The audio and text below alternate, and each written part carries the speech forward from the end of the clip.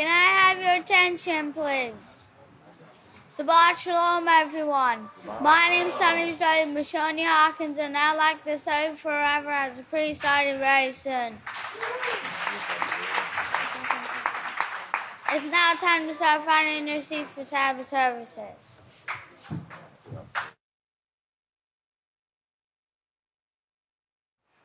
Can I have your attention, please?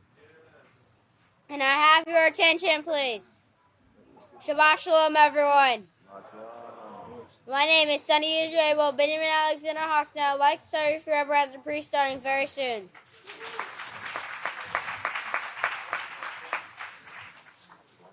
It's a privilege and an honor to present to you the sons and daughters of Yisrayl now entering the sanctuary.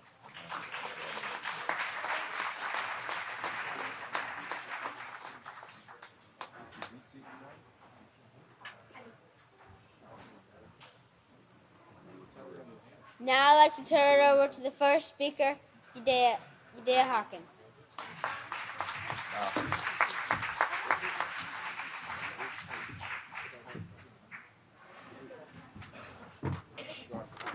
Shabbat Shalom, everyone.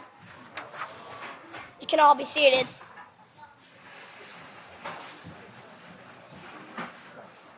The BCI be with each and every one of you. The title of my speech today is, We will only live through keeping Yahweh's laws every day and every night. We must live by Yahweh's laws, which are found in the first 5 books of the book of Yahweh. Please turn to Yeshua 1 verse 8, found on page 178.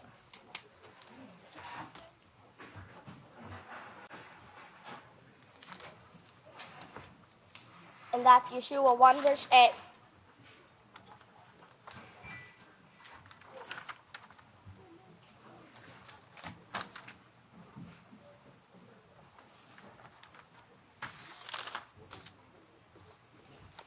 This book of the law must never be missing from your mouth, and you must meditate on it day and night, so that you can be careful to observe and do all that is written in it. For then your way will be blessed, and then you will be greatly successful. It should never be missing from our mouths, but we can only talk about the laws when we know the laws. That's why we must meditate on it day and night. When we know them, we can keep them. So it says when we know the laws, we can actually keep the laws. We will only live forever by keeping the laws of Yahweh. From the next scripture, please turn to Deuteronomy 8, verse 3. Deuteronomy 8, verse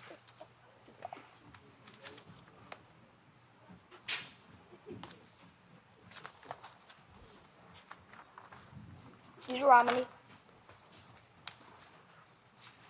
So he humbled you and allowed you to hunger, and fed you with the manna, which you did not know of, nor did your fathers know of it. So he might make you know that man does not live by bread alone, but by every word that proceeds out of the mouth of Yahweh.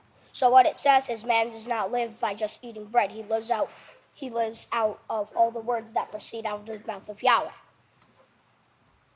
The world does not know the laws of Yahweh, but Yisrael Hawkins is teaching the laws of Yahweh, and that teaching is going out to the entire world.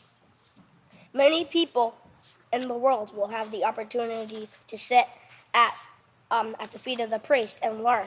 We need to be listening to Yisrael Hawkins, his sermons and his classes, and we need to be reading his prophetic words in magazines. In the first book of Yisrael, chapter 6, verses 94, we read, Genesis 17, verse 1. When Abraham was 99 years old, Yahweh appeared to Abraham and said to him, I am Almighty Yahweh, walk in my ways and be perfect. He says the same thing to us. If we want salvation, we have to live by every word of Yahweh. Remember, there were 2 trees, a tree of life and a tree of death. Okay? And it says that in Genesis 1, 2, and 3.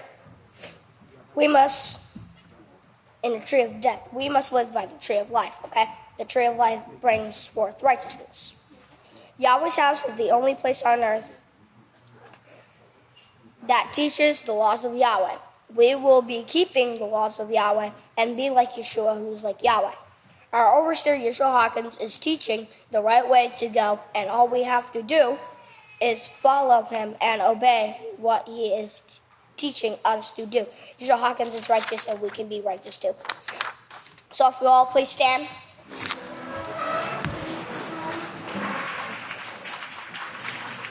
I'll encourage you to keep going on to the road of perfection. I'll like to turn it over to Son Yisrayl Yahweh Hawkins for prayer.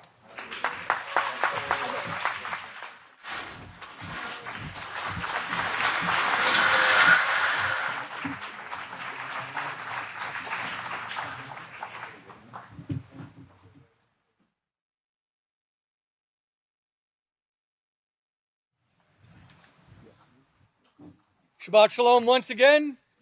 And now for the first part of the main course of this great meal of spiritual food that Yahweh's prepared for us on this great day of atonement. We'll now turn the services over to the great Kohan Zephaniah. Shabbat Shalom, everyone. Please be seated.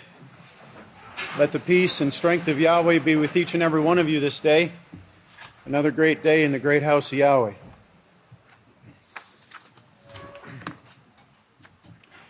If you would, please take your Holy Scriptures and open up to Matthew chapter 13. Matthew chapter 13. This is a parable of from our high priest, Yeshua Messiah.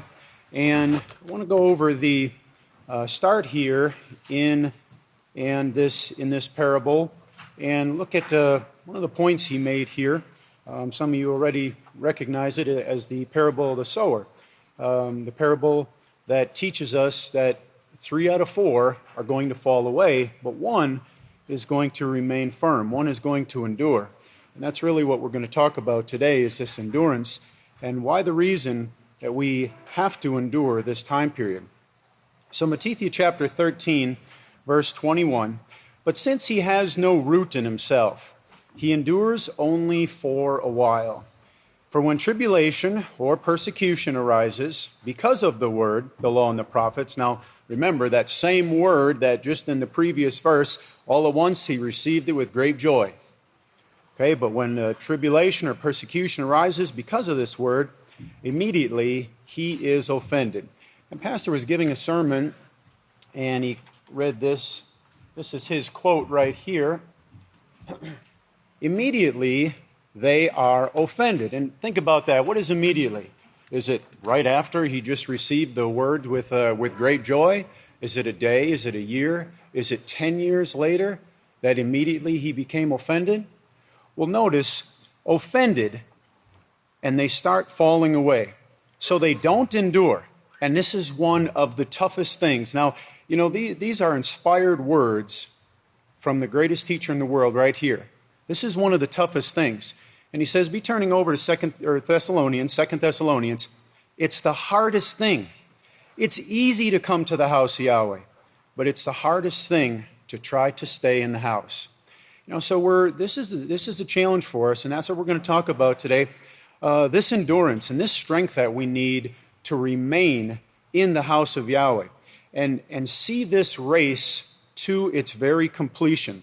And we're going to see that along the way, Yahweh is doing something for each and every one of us, which we will forever be thankful for.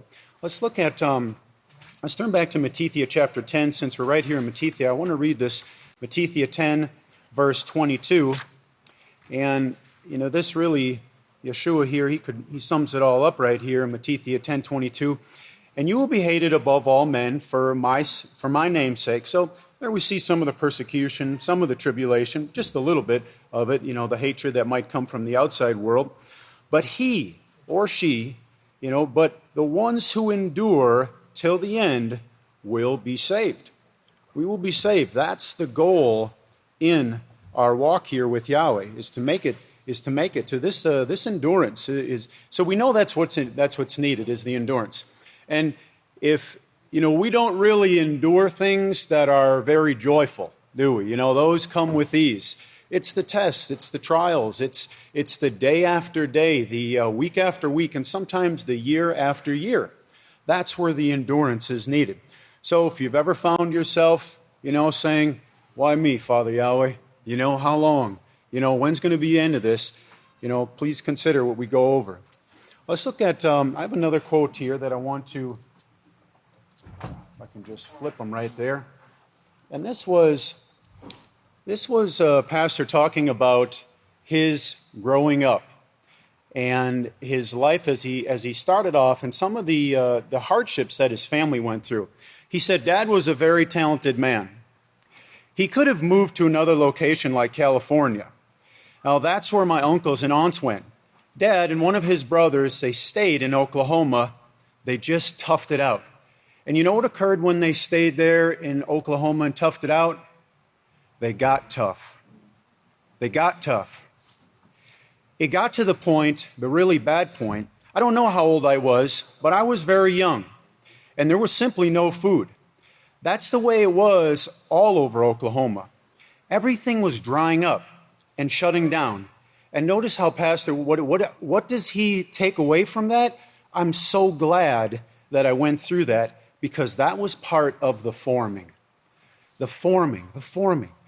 And if you can remember one thing from this sermon, I want you to remember that word right there. That was part of the forming. All of us right now, we're being formed. We are being formed with every experience that we go through in our lives. Yahweh is forming us. He's forming us into some super individuals. If you would, turn over to Isaiah 44. I want you to turn over to Isaiah 44 because that word forming wasn't just a word that, rolled off a pastor's mouth there. Isaiah 44, verse 2, this is what Yahweh says, who made you and formed you from the womb, who will help you. Do not be afraid, Yahaqob my servant, and Yisrayl, beloved Yisrayl, whom I have appointed. And this forming, yes, it was the development of the baby into, the likeness of a man, but it was much greater. It was the forming and developing of the character and the desire and the love and the strength and the fortitude that he needed to have to do this work in these last days. Here you have the man that it will all come down to in these last days. I mean, all other works will rest upon this last days, seventh era of the house of Yahweh. They without us would not be made perfect. And, you can't tell me that Yahweh didn't guide every single aspect of his life and put everything that needed to go into the forming of him to have the right character, the strength, the persistence, that determination of never, ever giving up. This excerpt right here, this comes from secretsofsurvival.com, and it's entitled, Hard Times Can Develop Survivors, because, where does having this will to endure and the strength to endure, where does it come from?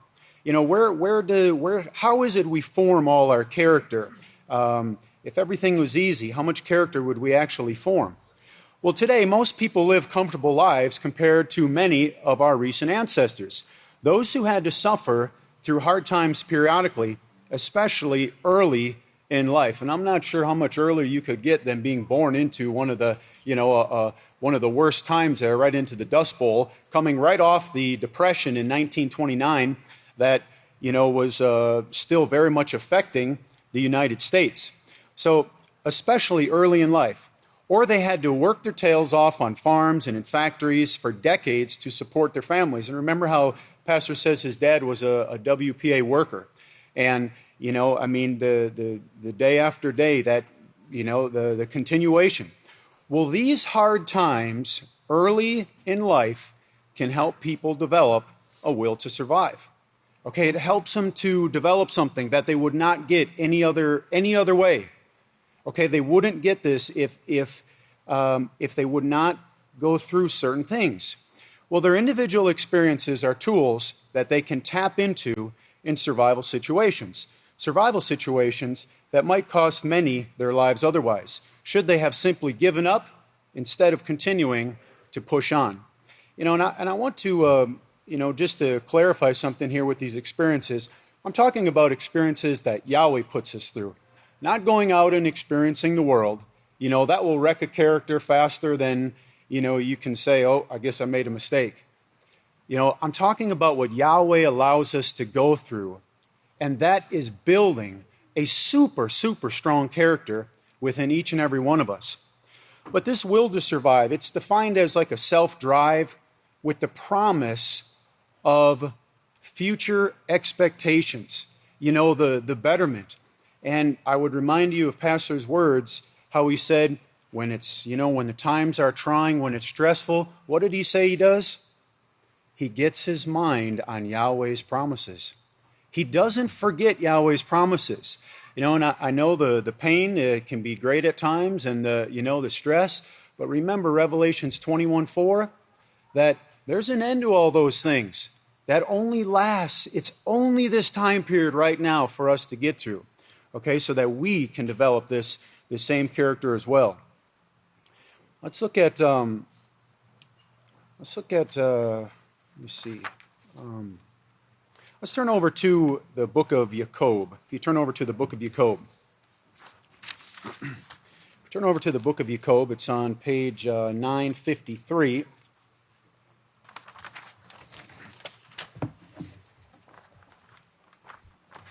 Pastor described the book of Yahaqob. He said that this book is Yahweh's finishing touch, the finishing touch on Yahweh's people. And you notice how Yahaqob, he starts off here, after he introduces himself here as a servant of Yahweh. What's the first thing he goes into? The trials. The trials. Now, I'm sure at some point I thought, what is this guy talking about? How are you going to have joy? You look at all these trials as joy, but it's what the trials produce. It's what they form within each and every one of us. My brothers, count it all joy when you fall into various temptations or the trials, the tests, knowing that the testing your faith, it develops endurance. And that's what it's about. He who endures, as Yeshua said, until the end, the same will be saved. And let endurance have its perfect work, that you will, that you will become perfect and complete, lacking nothing. That just about says it all right there, that's what this is for. It's for us to become perfect and complete. Consider if we never had anyone step on our toes, how would Yahweh ever know whether or not we had it within ourselves to forgive someone? If we never ever went through any hard times, how would Yahweh ever know that we love the house of Yahweh more than all else, and we're willing to stay no matter what? I mean, hey, like I said here, I probably read this and said, man, I don't want trials. I like it when things go smooth. I want it to go easy. But the bottom line is, that's not going to teach us what Yahweh needs for us to learn. It doesn't. It doesn't teach us to develop certain character traits that we see that were put in the last days witness to do the greatest job of anyone here in these last days. He had to have certain things in his upbringing. Yahweh guided his every step so that he could come here and fulfill this job of the overseer of the last day's work. So we face these troubles, we face these hardships. Let's turn over to the book of Job. We couldn't really talk about the trials without turning over to and reading from the book of Job. Now, Job was on trial, and Pastor has explained this to us. The main point here that I always remember from the book of Job after Pastor explained it to us is that we go through extreme tests for extreme positions. Extreme tests for extreme positions. We know how the book started here. Job had much, he lost much. And if you look at chapter 2, verse 7, well, then Satan left Yahweh's presence and afflicted Job with a severe skin inflammation, with painful sores from the bottom of his foot to the top of his head. So we could all agree he's pretty miserable. He took a piece of broken pottery to scrape himself while he sat in ashes. All right, so notice here what takes place in verse 9. Then his wife said to him, so here an adversary comes along, okay, and says, you still maintain your integrity, Job? Curse Yahweh and die. You know what? Go ahead, give up. You can't make it. You can't endure. Job, look how miserable you are. You're wretched. Yahweh's forsaken you. He's not with you. He can't possibly be with you if you're going through that right there, Job. He can't possibly. How is it you could say Yahweh's with you? But remember, Job was perfect. And notice the man's response to that. First, he said, you talk like a fool. Shall we accept success from Yahweh and not accept trouble? Are we going to reject the forming here that Yahweh is doing for us like he formed Pastor? We would not develop that character if Yahweh wouldn't allow us to go through these tests, these trials, and show him that, Father Yahweh, we're going to endure this. We're going to make it. We're going to be the ones that inherit this kingdom. If you look at Job chapter 42, look at Job chapter 42, because this here, as Job was on trial, and he went through the tests, and we can read everything that occurred in between, but the very last verse of the last chapter of Job sums it up right there. So Job died, and Job died, but Job died with the promise. Job will be resurrected. He made it. He made it. So he died old and satisfied with life. He had I don't see his last things here saying, oh, yeah, that was so miserable that I went through.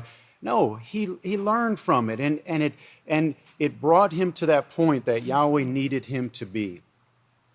Satan would love for every one of us to just give up, quit, become offended, let that root of bitterness grow up, as Pastor said, and, come to that point that, the festering that grows, and then, all at once it pushes out the word of Yahweh, as the parable of the sower, as that is what it describes to us. But I'll tell you, brothers and sisters, sometimes the adversary that we face is the adversary right up here in our own mind. And what we tell ourselves, whether or not we're going to make it. Don't tell yourself, I can't do this. Don't tell yourself, I can't make it, this is too hard. Tell yourself, Yahweh is in full control, and I am going to make it. I am going to endure this. I am going to stand in my place, and I'm going to remain in the house of Yahweh forever. This influence, that strong influence, comes from our own way of thinking. Our mind knows one thing, and that's what we tell it. So make sure you tell your things, make sure you tell your mind things that you want to come back to you. Some of you might have heard an account. There was an account, a situation that took place over this past summer. There was a woman who, she went missing in the Hawaiian forest. And she, her desire there when this took place was she wanted to go and unplug. Okay, so she didn't take her phone with her. She went out there hiking, and she had quite an ordeal that she ended up going through. And I just want to read a little bit about this. She said, I laid down on a tree, and I was looking at the sky, and when I got up, I tried to go back the way that I came, which I had a sense of direction at that point. The path was not leading me back to my car, she said. And, I tried all these different paths, and then I was like, oh, shoot, these are not bike paths, and these are not walking paths, these are boar paths. So Lost, the 35-year-old physical therapist and yoga instructor, hiked for 7 days until she reached a waterfall. She lived on insects, wild berries, stream water, and slept in the mud, which I don't recommend ever doing, she said. It's very cold and it doesn't ever warm up. So after more than 2 weeks of suffering, 17 days to be exact, 17 days, a volunteer search team spotted her from a helicopter. Now, at that point, she had a broken leg, a torn meniscus, which is the cartilage around the knee. Her feet and ankles were so swollen she could hardly walk anymore. She was sunburned, all scratched up, And she pretty much was, she was pretty beaten up. She said, I see these guys coming over. She said, I see these guys coming over me in a helicopter, and I can't tell you, it's like my heart just fell through my feet. I mean, I just collapsed. I had a plant in my mouth that I was planning on eating for dinner. So later she told, after the rescue, she told her account what she went through. And, people were amazed that she made it because there was others that were in a similar situation, same time of year, actually ones that were better physically fit. They were stronger than her, big, strong men that they didn't make it. They didn't come out. They didn't come out of that. And, so she's saying here, she said, and there were times of total fear and loss and wanting to give up. And it did come down to life and death. And I had to choose. And I chose life. She said, I wasn't going to take the easy way out, even though that meant more suffering and pain for myself. She wasn't going to take the easy way out. Every single step was, I choose life. That's the only thing that kept me going. She didn't quit. She didn't tell herself she couldn't do this. She said, no, I'm gonna do this. I choose life. And again, what we tell ourselves is very, very important. But I thinking about this, I said, man, what becomes a challenge for her after that? Having a flat tire? Having a bad day? Are you serious? You could have a whole month of bad days, and it doesn't relate to going through that. Do you see the point? When we get through this right here, what is it that Yahweh isn't going to be able to send us on and go do and go accomplish? We've went through it. We're going to stand there at the end and we're going to say, yes, Yahweh, we're ready. But she related, she went on to talk about how her experience, it helped her to better understand the pain that the ones that she deals with go through. And she said, and the last thing she commented on was her thankfulness. The thankfulness in the rescue, but the thankfulness that she experienced that. And that's the thing, brother. I know times can be very difficult, they can be very challenging, but I guarantee you we're going to do the same thing. We're going to thank Yahweh for everything that we went through because that's the only thing that made us like Him.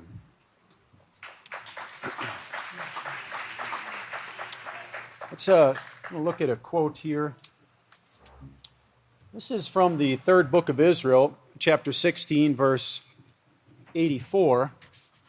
And let me get my paper back here so I can read along with you. I know how I was raised, Pastor said. I know I'm an Okie from Oklahoma. I will never forget that. I know I was raised on the Bible by parents who were poor and didn't bother to leave a dust bowl and go to a place to make a living. I'm so glad they stayed in Oklahoma in that dust bowl. And what? I praise Yahweh for it, he says, every day. I'm glad they were servants to me and taught me. They were my teachers. They taught me through Yahweh because I know the inspiration was coming from there. And a couple things there. I mean, that thankfulness. You don't see, Pastor talks about how miserable it was and what he had to go through, right? But I never see him mention anything except the thankfulness and how glad he was of that situation, and how that is what it started off, the forming of his character that allowed him to be who he is today, to be a man with such a super character, that we will be also. Okay, and let's, let me see, I want to, getting close here to an end, I want to finish up on, this is a 16th book of Israel. 16th book of Israel, and I just have the last slide up here for you to follow along, but 16th book of Israel, this is chapter 31, verses 83 through 86. Brethren, you're going to have a great position in the house of Yahweh. The kingdom of Yahweh, that's who you are right now. You're training, and Yahweh is allowing you to be tested in order to strengthen you. It's not to turn you away, but to strengthen you. We might have our worst tests yet between now and atonement. Be ready for anything, but don't be ready to leave. Hold tight. Hang in there. As the great Kohana said yesterday, hold tight. Keep it up. Keep it up. Hang on like the bulldog. The bulldogs hang on. I think I compared that in the early years to a bulldog. A bulldog will get a hold and bring down the biggest bull. I saw that when I was a child. We had a small dog that we used on the cattle. He was trained. Now this bull, he was a mean bull. It was a neighbor's bull that broke in. And that little dog, I could pick him up easily, Pastor said. He went in and he got the bull right under the chin. And that bull threw his head up, and he must have thrown that dog 30 feet in the air. And the dog came down and shook himself and looked around like he was dazed. And then he saw that bull coming, and he ran to it again and grabbed it under the chin. Well, this went on for quite some time. The bull would lock his feet on that dog and raise his head, trying to pull him loose from his chin, but he couldn't do it. Now, after a while, the bull started breathing heavily, and we were able to take the dog loose. We knew how to take the dog loose. The bull gave up. We took the dog loose. I led or walked ahead of the bull. My brother Vernon walked behind. We led him right into the lot. We went and got the neighbor and his trailer and loaded him up without any trouble. And if he could put the overhead up there. Pastor says here, this is how he concluded it here. He said, "You're the bulldogs. We've been thrown every which way, but we're still hanging on. Yahweh shows we're going to bring these gates of hell down, and they will never be restored." Yahweh bless you, and I'll turn the services over to the next leader. I love you. And I know, brothers and sisters, I know we can do it. We're going to make it. Yahweh's prophecies are sure. They're 100%. And I'd like to just close here. I'd like to close in Philippians. If you turn over to Philippians, this is Philippians chapter 1, verse 6. This is the thing here that we need to remember. It's on page 921. It says, being confident in this very thing, that he who has begun a righteous work in you will continue to bring it to perfection until the day of Yeshua Messiah. And it's not that we have our own work. We don't have our own work. We're all part of this work. But individually, Yahweh is making us so that we can fit in that work and in his plan for the future, to fit into this great change of getting rid of all the misery, all the sin that is in this earth and has taken over the universe. So I encourage you all, don't quit. Don't give up. If you leave the house of Yahweh, you quit. Be strong. Yahweh bless you. If you'd please stand, I'll turn it over to the next teacher, the great Kahan, Shaul Hawkins.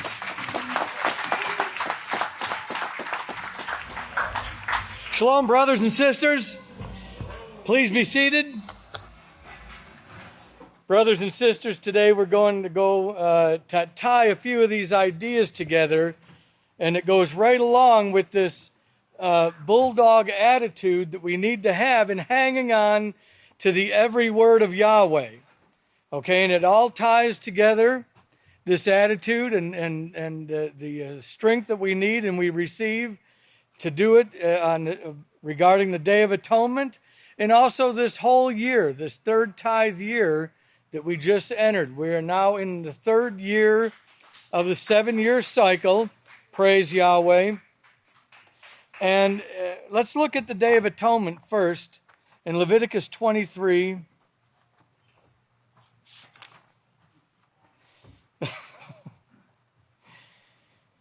Oh boy.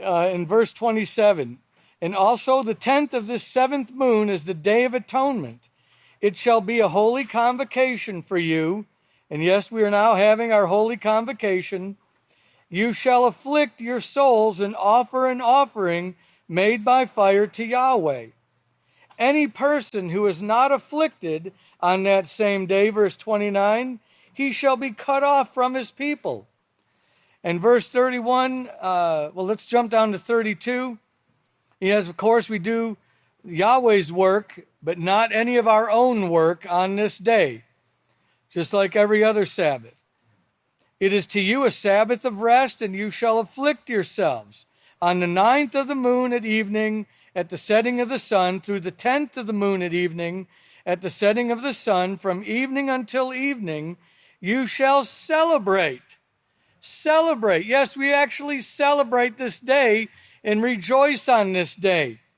Even though we're afflicting ourselves physically through not eating or drinking or taking anything in our mouth at all, this great day of atonement, nothing at all, but the real afflicting is a 365, 24/7 deal here. It means to humble ourselves, to recognize that we're just a created being. That Yahweh, our Father in heaven, He is the creator of all, and He sustains all life. He makes His rain to fall on the evil and the righteous. All right? He sustains all life, and we have to recognize that and honor Yahweh. We are going to eat today. We're going to eat, as Matthew 4:4 said, man does not live by bread alone, but by every word that proceeds from the mouth of Yahweh. We're going to eat this book. All right, now look at, on this day also, let's turn over to Hebrews 9.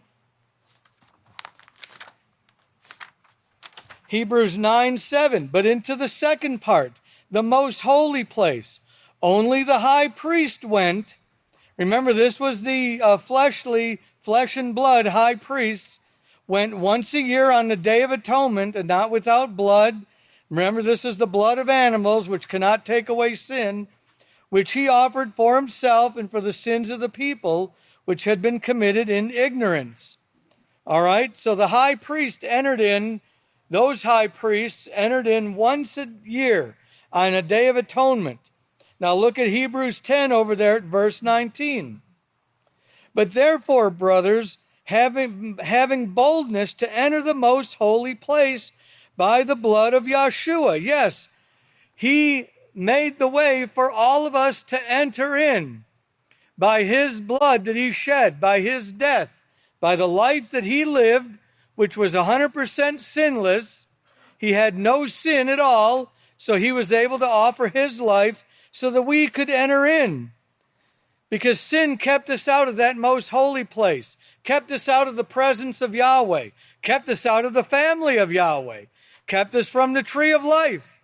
Remember what Pastor just recently taught us, the very first sin committed by mankind cut the tree of life off for everyone. Immediately, it was done. There was no spirit in their veins, it had to be blood. Remember these things. So the way was cut off until Yeshua, he says, through a new and living way which He has consecrated for us through the veil, that is, through His flesh. And having a high priest over the house of Yahweh, let us draw near with a true heart in full assurance of the faith. The system of laws, the whole system of laws that makes us like Yahweh. Having our hearts sprinkled from an evil conscience and our bodies washed with pure water in baptism, putting to death that old man, coming up brand new, ready to repent, fully repent, and convert, ready to convert to the keeping of Yahweh's laws. Let us hold fast the confession of the faith without wavering, not bending or giving away, not giving up in any way, not quitting. For He who promised is faithful. And remember, all those before us died without receiving the promises. And we'll get to that here also. But He is faithful, and we can count on those promises. But to us, He says this, as Pastor said just last week, let us consider one another, how we may urge one another on toward love and righteous works, not forsaking the gathering of ourselves together. But this considering and urging one another on, it's not just something verbal we do, all right? There's actions involved in this. This love and righteous works. Turn over to Yahaqob 13. It's very important here because in order for us to follow Yahshua into that most holy place, we have to do some certain things here. And Yochanan 13:35, by this all will know that you are my disciples, by the love you have for one another. This just isn't a heartfelt feeling here. We're going to get into the actions that we have to take in order to show this love. But turn over to 1 Yochanan 4, 1 Yochanan 4 and 19. We love him because he first loved us. First of all, he had us in his plan and knew everything about us. Then, before he actually created us, that was his love for us, creating us and making a slot for us in his kingdom. If anyone says, I love Yahweh, and hates his brother, or doesn't show love to his brother, he's a liar. For he who does not love his brother whom he has seen, and even the brothers we haven't seen, as we'll see here shortly, how can he love Yahweh whom he has not seen? Matter of fact, without that love, we'll never see Yahweh. Okay? But both the Day of Atonement and third tithe year teach us and show us how we can practice this love for one another. This true love. All right? For the ones that we have not seen yet. Turn over to Isaiah 58.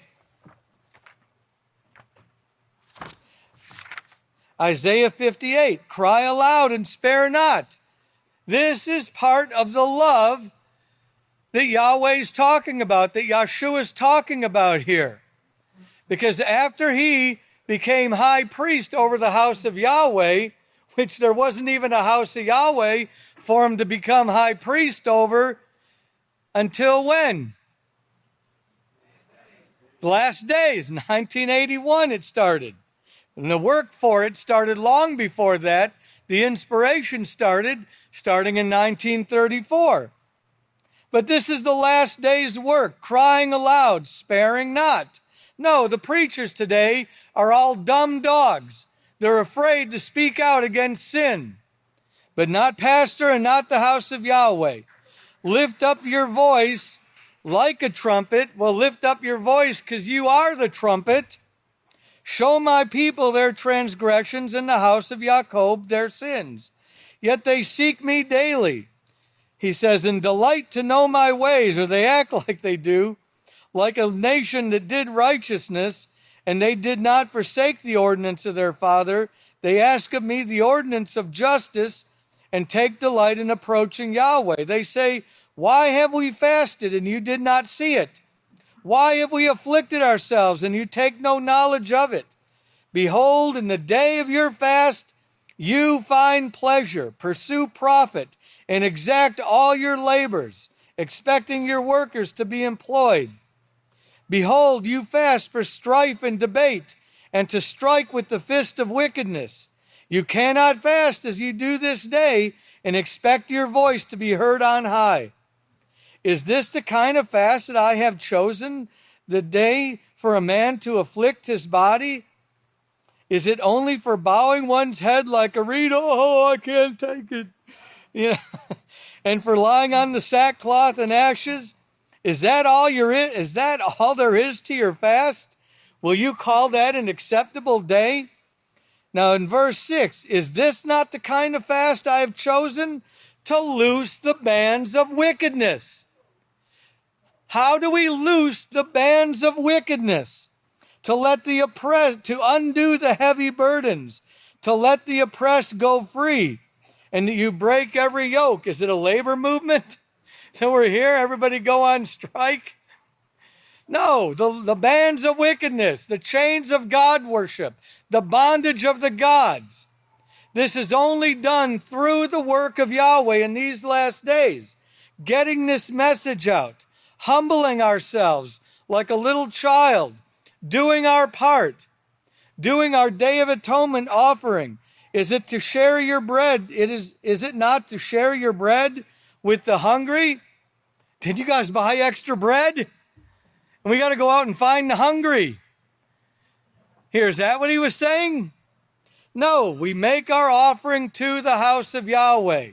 What you would have eaten today, take that amount, and that is your Day of Atonement offering. To bring to your house the poor. We'll see about the poor here who are cast out.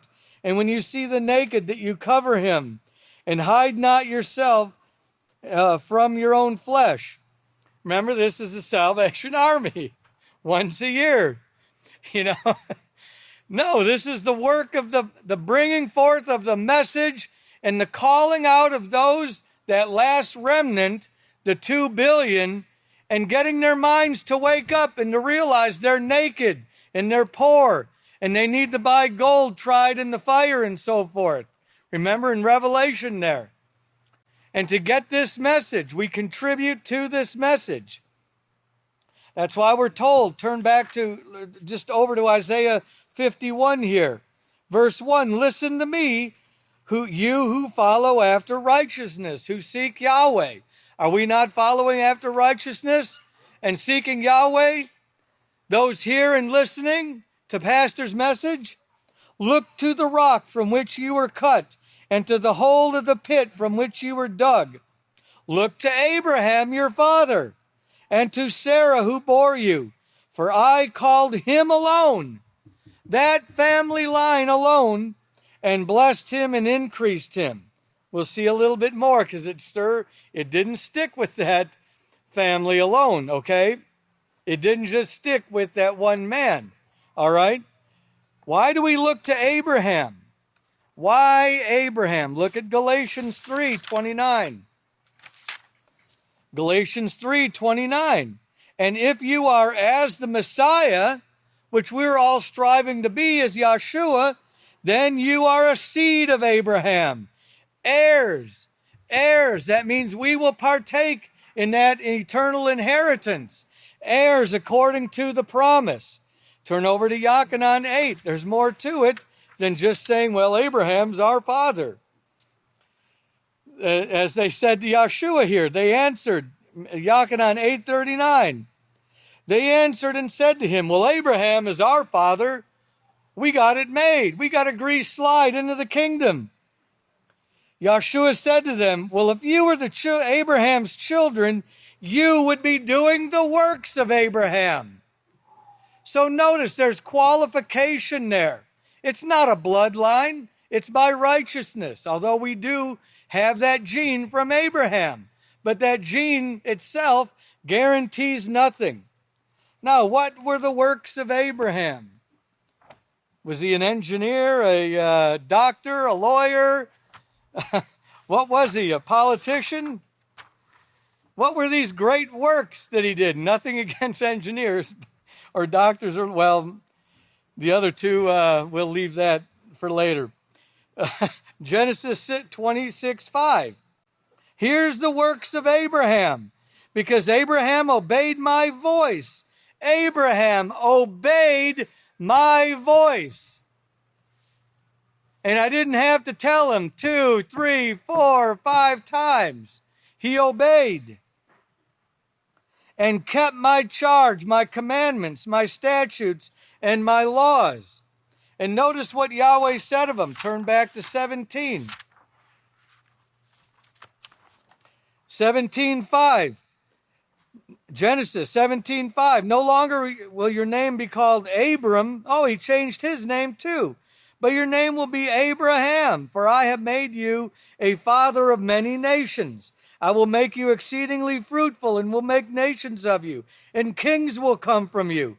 I will establish my covenant as an everlasting covenant between me and you, and your descendants after you, for all your generations to come. To be your father, yes, Abraham is not the supreme father, but he is a father. He is a teacher. But notice, turn the page there, and the rest of verse 7, for all your generations to come, to be your father and the Father, to be your heavenly Father, your supreme teacher. And pastors brought this out in many sermons, and the Father of your descendants after you. Did Abraham meet all these people? Did he know them? Not by a long shot. He hardly knew any of them, okay, of all these. And you get down to these last days, and you see the 12 tribes, the 12 tribes cover the whole earth. That genetics is now covering the whole earth, everybody. But let's look at one of the works of Abraham in particular here. Genesis 14:20. And just look at that last part here about Melchizedek. And he says, blessed be Yahweh Most High, have delivered, and blessed be Yahweh Most High, and he has delivered your enemies into your hand. And he, Abraham, gave him tithes of all. Gave him tithes of all. All right? Now start relating this with the third tithes here. Look at Genesis 28:22. His grandson did the same thing.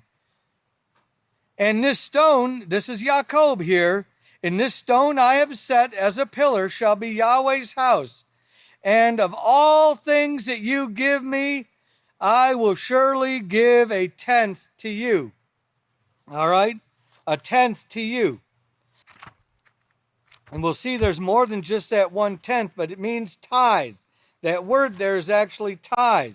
I shall pay tithe. Now turn over to Proverbs 3:9. 3:9. We're told here, honor Yahweh with your possessions and with the first fruits of your income. Income, revenue, anything you receive. Income. Then your barns will be filled with plenty, and your vats will overflow with new wine. Well, I don't know about you, but I don't have any barns or vats. You know, remember, all these died not receiving the promises. Yahweh is fixing to turn over the entire universe to us, brothers and sisters, for our enjoyment. Our enjoyment. Not as a plaything like the gods did on earth, but to teach them. To teach them and guide them and show them how to have a perfect, curseless, joyful life, abundant life. We're going to be showing everyone. And it's with these same laws that we're learning and practicing now. Considering one another, loving those that we haven't even met, showing this true love as the widow did. Remember, she gave of her own living. Not out of the extra that she had saved up somewhere, out of her own living. All right? And this is what Yahweh demands from us. Turn over to Matthew 19.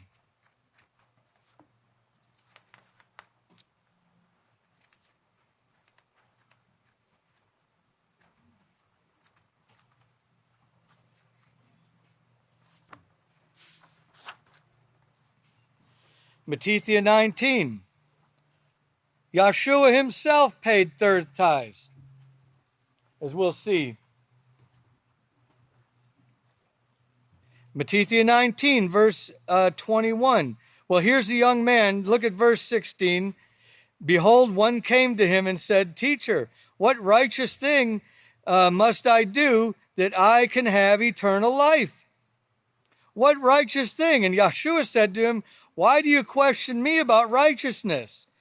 Not that he wasn't wanting to be a teacher, but this man was being taught and should have known these laws.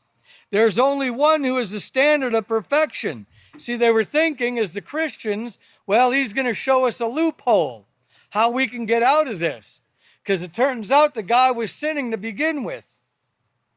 So he was hoping Yahshua was going to throw him a bigger loophole here to drive his truck through it, I guess. There's only one who is the standard of perfection, and that is Yahweh. So if you would enter into life, keep the laws.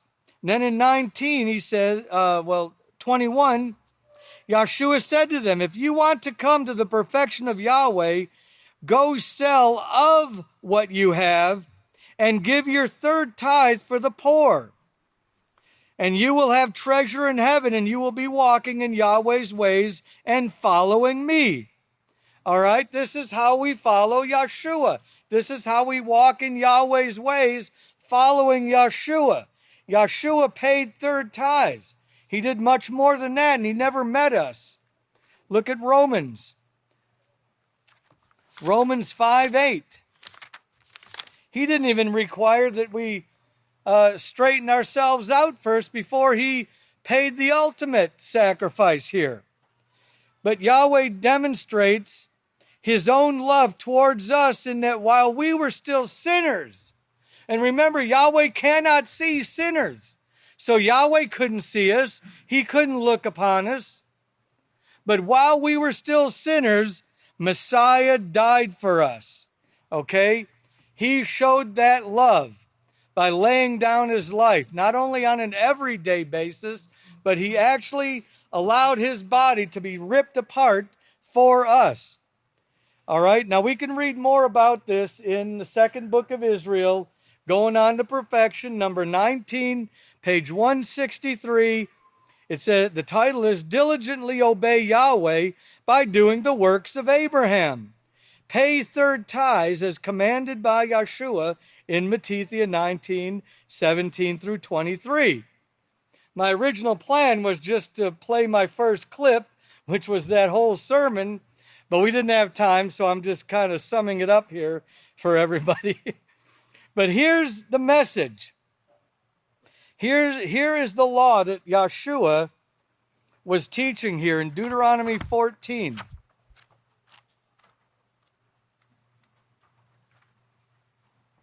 I hope I'm not talking too loud and waking anybody up out there. Deuteronomy 14 and 28. Toward the end of every third year, and we are in a third year, you shall bring forth all of your income designated that year, the third tithe, and store it up within your gates, the house of Yahweh. Yes, send it in. Send it in right away, whether it's week by week, month by month, or however. So the Levite, who is also allotted the first tithe because he has no portion or inheritance with you, and the stranger and the fatherless and the widow who within your gates may come to Yahweh's feast, eat and be satisfied, so Yahweh your Father can bless you in all the work of your hands. Yes, this is for the poor. So the poor can come and keep the feasts of Yahweh and receive the message. That's what's done to the poor. Turn over to Matthew 11, and we'll see Yeshua's example here of this. He's talking about this very same thing. This work of Yahweh, which desperately needs the third tithes to help the poor.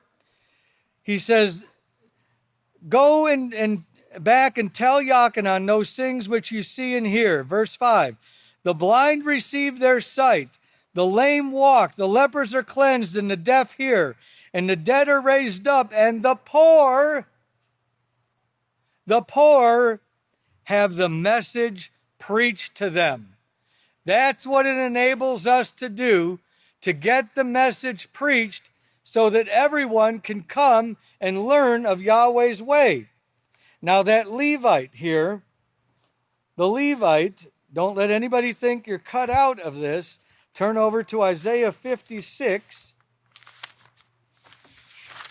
Isaiah 56, 3 and 5. Isaiah 56, it says, do not let the son of the Gentile, in verse 1 and 2, too, if we got time, we'll try to, this is what Yahweh says, keep the judgments and do justly, for my salvation, my Yeshua, is near, soon to come, and my righteousness to be revealed. Blessed is the man who does this, and the Son of Man who lays hold on it, who keeps the Sabbaths. Is the Day of Atonement not a Sabbath? Yes, it is, without polluting and defiling them, and keeps his hand from doing any evil. Let him who stole steal no more, Let him who stole his tithes, first, second, or third, steal no more. Do not let the son of the Gentile who has joined himself to Yahweh, or who desires to join himself, that's what the word Levite means, speak, saying, Yahweh has utterly separated me from his people. All right, we'll get back to that here. You might want to hold your place there and in Isaiah 58. But let's go back to Matthew 19. Matthew 19, here in verse 21 again, and give your third tithe to the poor. We stopped there.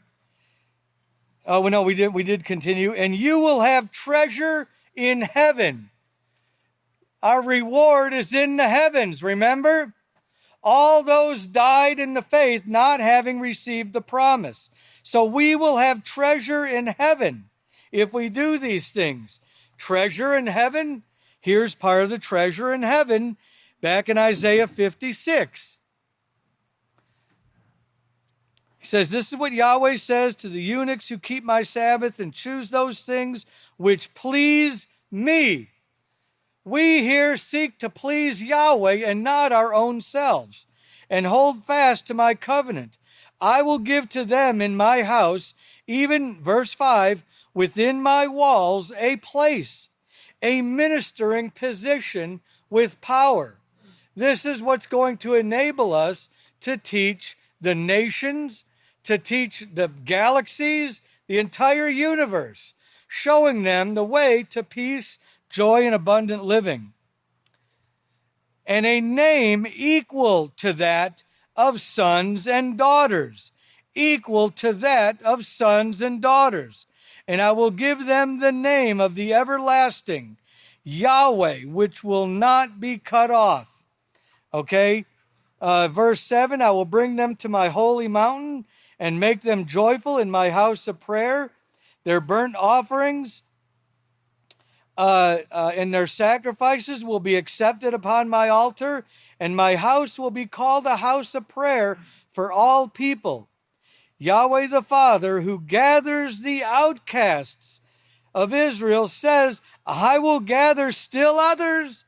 There's still others who need this message, who need our work of bringing the third tithe so that they can be gathered to me, besides those who are gathered to me. So the work is by no means finished.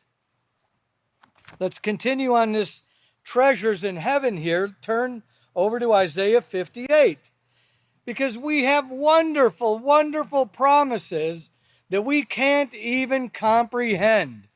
Brothers and sisters, we can't even comprehend what lays beyond our struggle. Our struggle, our day-to-day overcoming, and the little problems and frustrations and so on that we deal with, which the Apostle Shaul rightly said are minor, momentary afflictions. All right? We have it a lot easier than they did in Galilee, I guarantee you. All right? Physically wise. He says, is it not to share your bread with the hungry, those who are starving for the message, and that you bring to your house the poor who are cast out? Yes, so the message can be preached to them.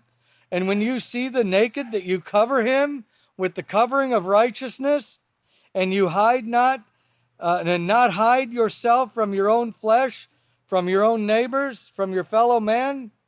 If we do this, then your light, yes, we will have light within us, Pastor told us, that we will be able to give to others. We will have power that we can give to others. How else could we resurrect the dead and create and maintain flesh if we didn't have life and light within us to give? We don't have it now. You know, we can't even resurrect a mosquito. Not that you want to, but, you know, they do have jobs, you know. But your light will break out like the morning, and your health will spring forth speedily, and your righteousness will go before you. Yes, they're going to know of us before we get there. They're going to be seeking us, crying out, screaming for us. And the glory of Yahweh, that is the laws of Yahweh, his laws and plan, will be your corrector to cleanse and purify. Then you will call, and Yahweh will answer. You will cry, and he will say, here I am. He's going to answer before we even call.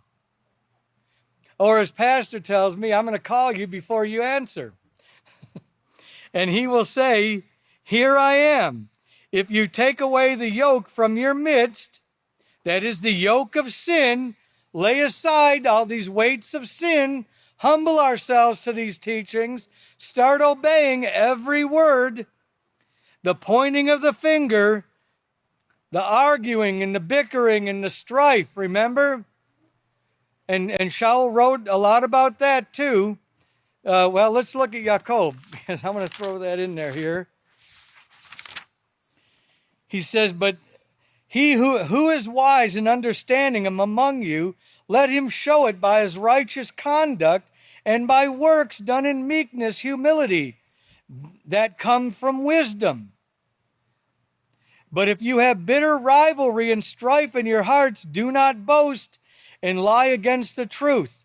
This wisdom does not descend from above, but is earthly, sensual, and demonic. For where rivalry and strife are, there is confusion and every evil work that we need to get out of us. Yes, that carnal mind was put there, but we need to get it out of us. But the wisdom that is from above is first pure, then peaceable, gentle, and easy to be entreated, full of mercy and righteous fruits, without partiality and without hypocrisy.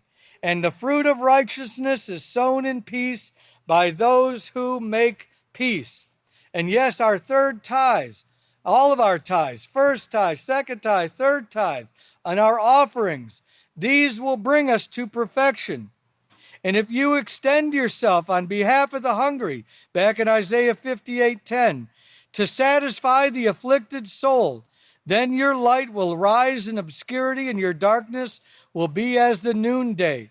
Yahweh will guide you continually and satisfy your soul in drought and make fat, strengthen your bones, and you will be like a watered garden and like the spring of water, whose waters do not fail. And those of you will rebuild the old waste places, all the things that mankind and the gods have torn down on earth and made waste. We're going to make them places to dwell. And you will raise up the foundation of many generations. You will be called the repairer of the breach and the restorer of streets to dwell in.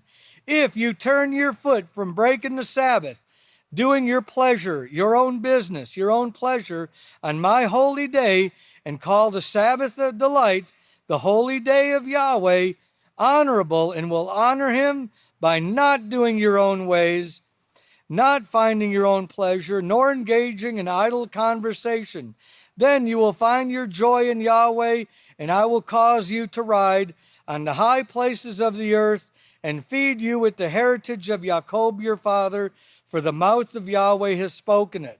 This place in the kingdom, this ministering place of serving others for all eternity, will be ours if we submit in every way to these laws. Brothers and sisters, that's all the time we have. If everyone please stand, we'll now turn the services over to the great Kohan Yehuda Hawkins.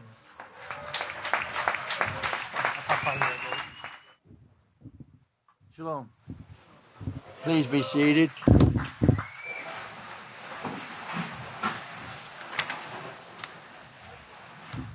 Starting out, if you will, please take your book of Yahweh and turn to page, we're going to look at pages 978 and a little bit of 979, basically chapter 12 of the book of Revelation. The verses I want to read first are this one that is in page 978. we've found some things, and there's going to be a series of presentations, scripture, on a very serious thing that's been found. Now, in verses 7 and 8 in Revelation chapter 12, it says, "And there was war in heaven. Micaiah and her Malachim fought against the dragon, and the dragon fought with her angels, but did not prevail, nor was their place found any more in heaven." I put this verse in really quickly today because it tells you something that's really serious. The word war there, you can trace it back to Hebrew words that mean legal conflict. It was a court fight. And therefore, this series that I hope to be bringing, or we hope to be bringing, will be called basically the trial of Lucifer. There was a trial, and it was a criminal trial. It began with the crime. And the crime was murder and perjury. It had an indictment. It had a trial with witnesses, with the key witness, one you wouldn't believe. It had the verdict. It had the sentence. And it even had the appeal. But it's not like anything you saw pastor go through or anyone else go through. There are some brothers and sisters that have been tried and sent to prison. Now, what I'm trying to say is they know how this works. Well, this worked a little different. In other words, innocent people this time didn't go down. The guilty did. But the whole story is in your scriptures. It's shotgunned, as it always is, here a little, there a little, like Isaiah says. But it's there. There was a trial. And Micaiah and the righteous Malachim fought against Hillel, Lucifer, Mephistopheles, whatever name she wants to go by, and her angels. And the verdict came in. There was no place for anyone like that in Yahweh's kingdom.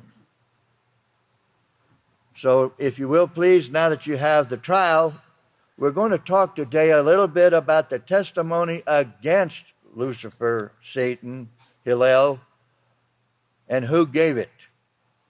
So, let's move from Revelation to Isaiah chapter 14, verses 12 through 14 on pages 530 and 539 in your book of Yahweh. I'm going to read it as it is written in the Dewey version and the King James version. "How art thou fallen from heaven, O Lucifer, son of the morning? How art thou cast down to the ground, which didst weaken the nations? For thou hast said in thine heart, I will ascend into heaven. I will exalt my throne above the stars of Yahweh. I will sit thou upon the mount of the congregation in the sides of the north. I will ascend above the heights of the clouds. I will be like the Most High." But it says, "Yet you will be brought down to Sheol, the grave, to the sides of the pit." There was an individual sitting in the witness seat during this trial who said these things. Can anybody tell me who that one is? It was Yahweh himself. In other words, he was telling the court how she has fallen, how she has said in her heart, I will ascend into heaven, how she did all these things. He testified against Hillel. And the testimony was like this. The word fallen that is written in Isaiah 14:12 is translated from the Hebrew word naphalat. This word is listed on page 556 to 557 of the Analytical Hebrew and Chaldee Lexicon by Benjamin Davidson, which shows this word means to fall, to terminate, to fall away from one party to another, like people do when they leave here. To cause, to make, to fall, ruin, spoken of a man or even a kingdom. The word heaven that is written in Isaiah 14:12 is translated from the Hebrew word mashemim. This word is listed on page 1407 of a Hebrew and Chaldee lexicon to the Old Testament. This shows this word means Yahweh. The word Lucifer that is written in Isaiah 14:12 are translated from the Masoretic Hebrew word Hillel. It does have L on the end, not ill, L. The Analytical and Hebrew and Chaldee Lexicon by Benjamin Davison, pages 180, 190, and 318 show this word means boasters, proud, to boast oneself, to oppress. Now, a Hebrew and Chaldee Lexicon to the Old Testament by Julius First shows that the Syriac translation of Isaiah 14:12 originally has the Syriac word kukab, K-U-K-A-B, written in this verse instead of the Hebrew word or Canaanite word Hillel, which was translated Lucifer in the Bible translations. The Syriac word kukab that was written in Isaiah 14:12 instead of the Hebrew word Hillel that appears in some Hebrew manuscripts is listed on page 619 of volume 1 of the Hebrew Aramaic English Dictionary by Marcus Jasper, which shows this word and its word group is feminine in gender, and it means, among other things, Queen of the Heavens. And Jasper also says on the same page in the first volume of his Hebrew dictionary that this same Queen of Heaven was openly worshipped by the inhabitants of Jerusalem. And you really believe the house of Yahweh is going to go to Jerusalem? The word stars that is written in Isaiah 14:13 is translated from the Hebrew word kukabi. Page 619 of volume 1 of the Hebrew Aramaic English Dictionary by Marcus Jastrow shows this word, and its word group is feminine in gender. And Hebrew and English Lexicon Without Points by John Parker shows this word means the holy Malachim. It was talking about the Malachim that didn't get deceived and fall.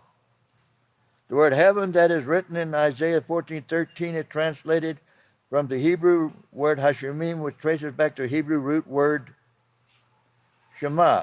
A Hebrew and Chaldee lexicon to the Old Testament by Julius First, pages 1404 through 1407, shows these words means height and judgment. The words I will ascend that are written in Isaiah 14 verses 13 and 14 are translated from the Hebrew word Iolah. This word is listed on page 599 of the Analytical Hebrew and Chaldee Lexicon by Benjamin Davison, which shows this word means to set up the Most High. The word God that is written in Isaiah 14:13 is translated from the Canaanite word El. This word is listed on page 89 of a Hebrew and Chaldee Lexicon to the Old Testament. But Julius First, this word stands for the God of the Hebrews, Yahweh, and the gods of the other nations. Now, I'm talking about how they interpolate and how they mess these things up. The word sit that is written in Isaiah 14:13 is translated from the Hebrew word ashab. This word is listed on page 615 of a Hebrew and Chaldee lexicon to the Old Testament by Julius First, which shows this word means to sit, to be enthroned, applied to Yahweh and men, to be established, like the house of Yahweh. The word mount that is written in Isaiah 14 and 13, and just about wherever you see the word mountain when it's talking about Yahweh, is translated from the Hebrew word had. This word is listed on page 371 of the Hebrew and Chaldee lexicon to the Old Testament, Julius First, which shows this word means Yahweh's mountain. The words in the sides of the north that are translated from the Hebrew words of, is translated from the Hebrew words of phone. That's these words. This word is listed on page 1203 of a Hebrew and Chaldee lexicon to the Old Testament by Julius First, which shows this word means to the place of judgment.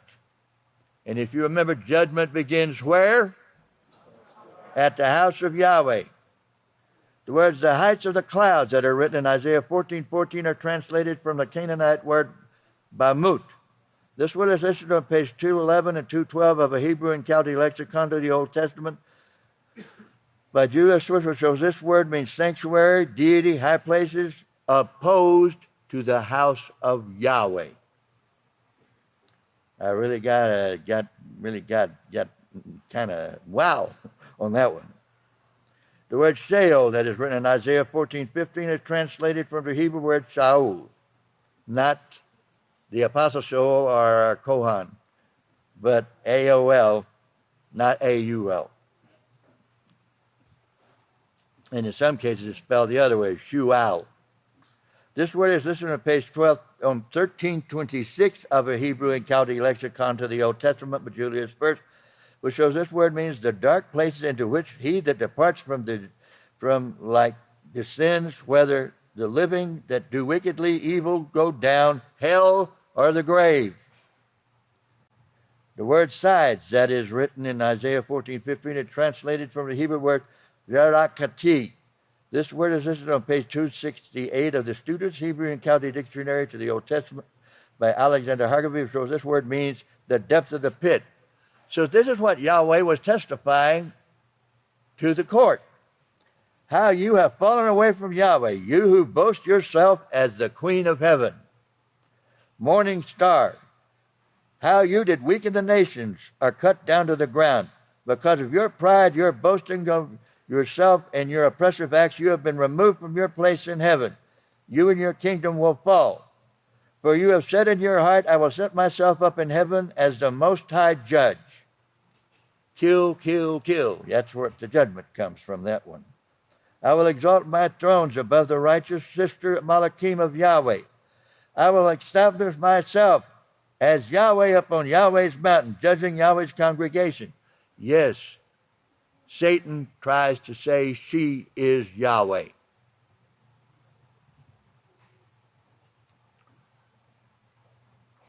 I will set myself up as the Most High Judge over the high places and the places of the worship of the gods.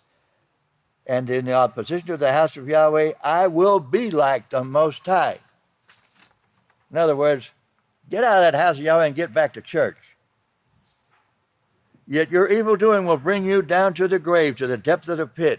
Now that is what Yahweh testified against Hillel in court, the trial. Turn to Yahaqob 28, verses 14 through 19. Let's hear a further part of his testimony. Oh, it's on page 649 and 650 in the book of Yahweh, Yahaqob 28, 14 through 19. Yahaqob 28, 14 through 19. Or Ezekiel 28, 14 through 19 if you're using a Bible.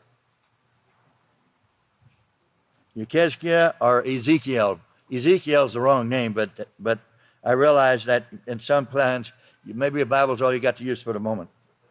But please get a book of Yahweh. Don't keep that Bible as your source. 14, verse 14. You were the guardian cherub, and I set you on the holy mountain of Yahweh. You have walked up and down in the midst of the stones of fire.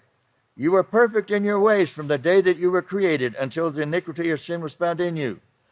By the multitude of your merchandise, they have filled the midst of you with violence. In other words, she sure picked some wonderful advisors. Every one of them saying, kill, kill, kill, war, destruction. And you have sinned. Last I heard, perjury and murder is a sin.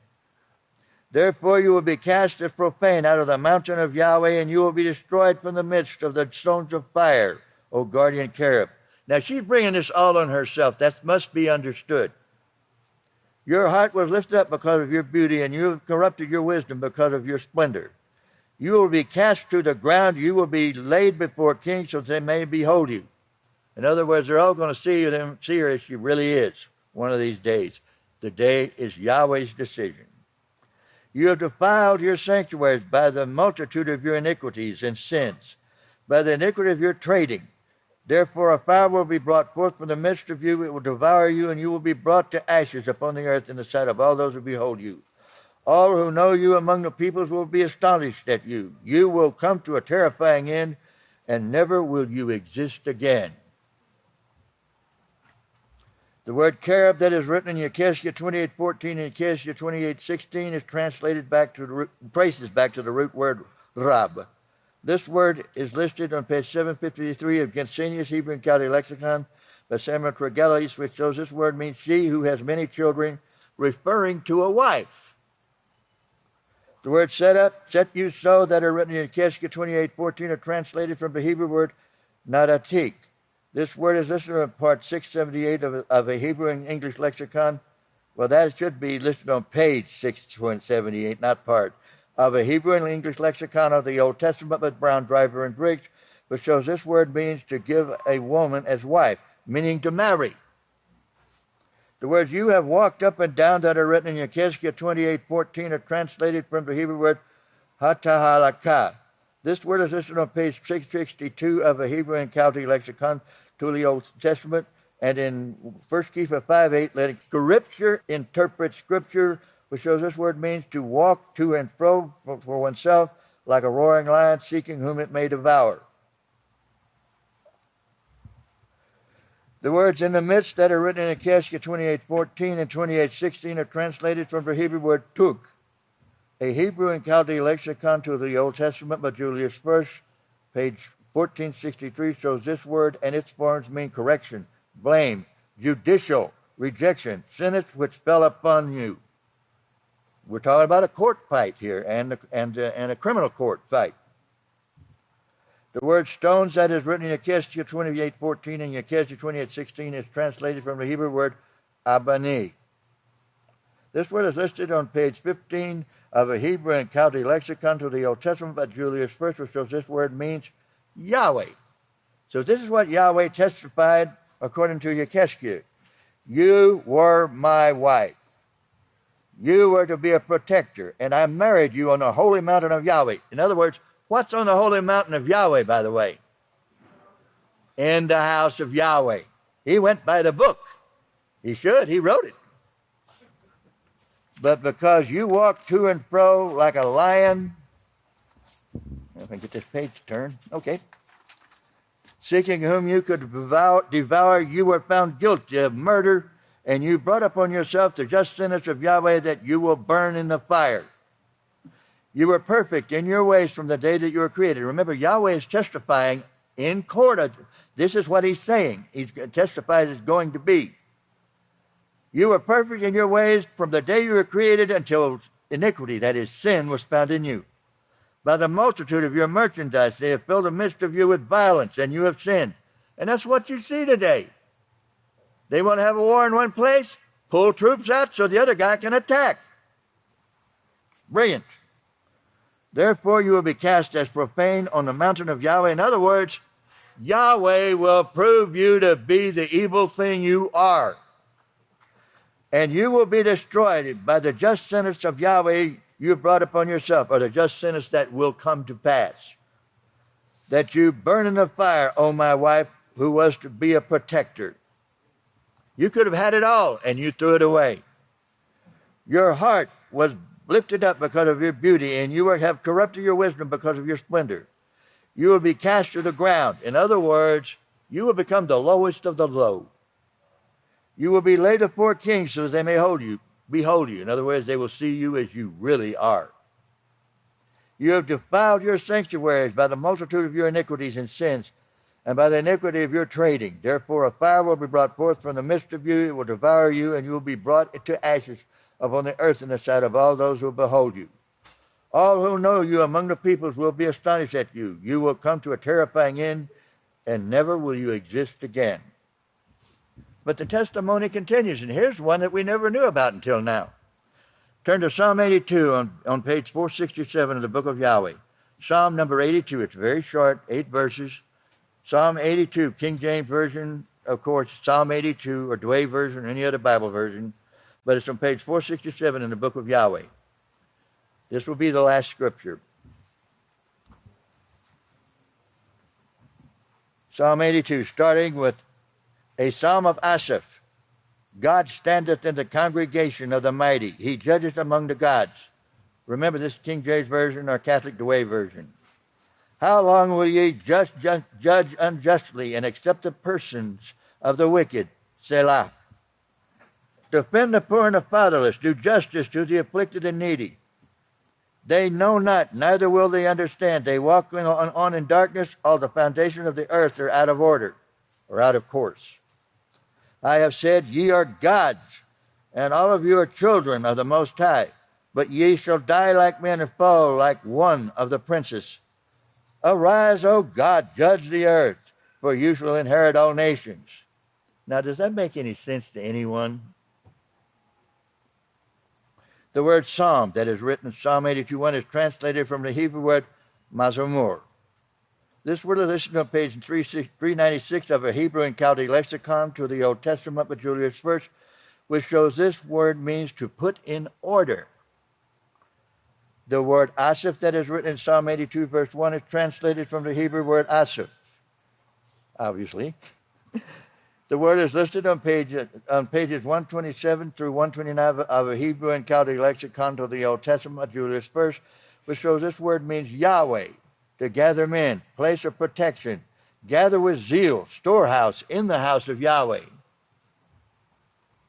The word God that is in the clause, God standeth in the congregation of the mighty, that is written in Psalm 82:1, is translated from the Canaanite word Elohim.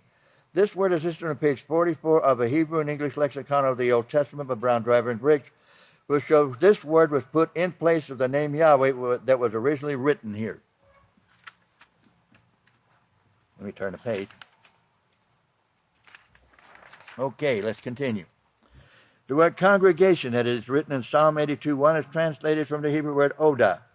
This word is listed on page 1015 of a Hebrew and Chaldee lexicon to the Old Testament by Julius I, which shows this word means summoned, being housed in the widest sense. In other words, being called out to the house of Yahweh in one sense, and in another sense, it could be a court order.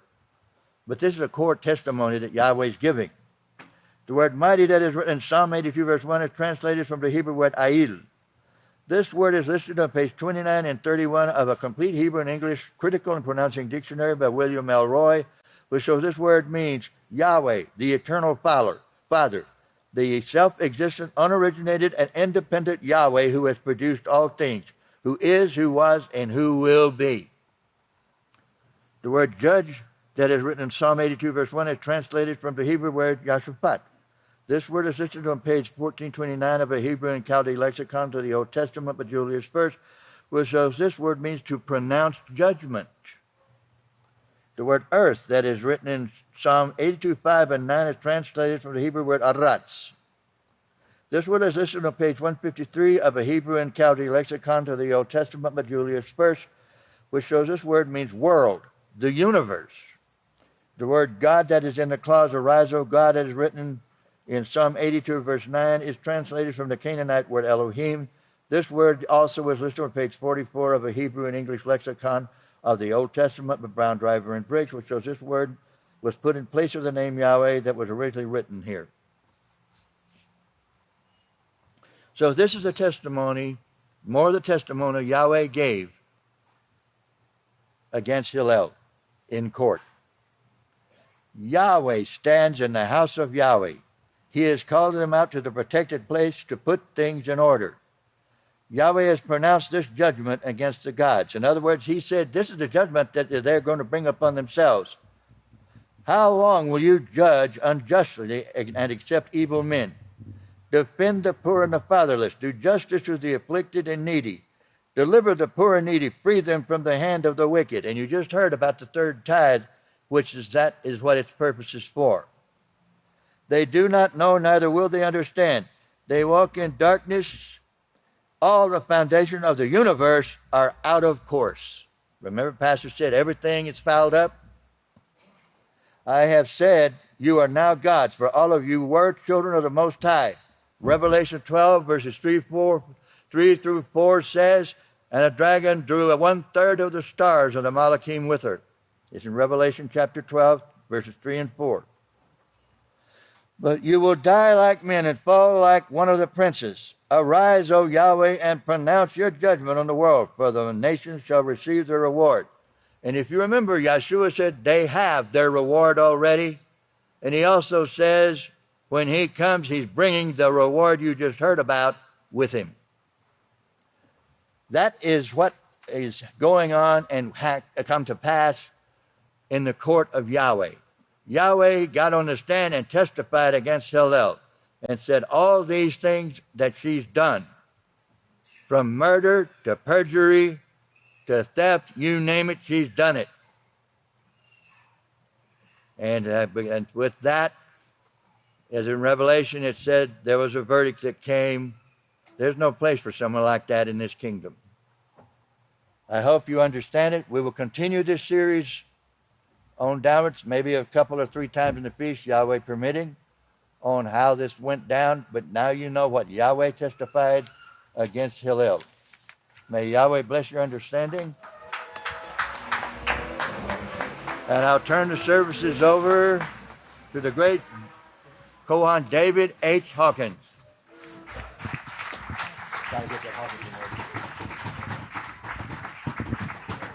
Shabbat Shalom, everyone. Please be seated.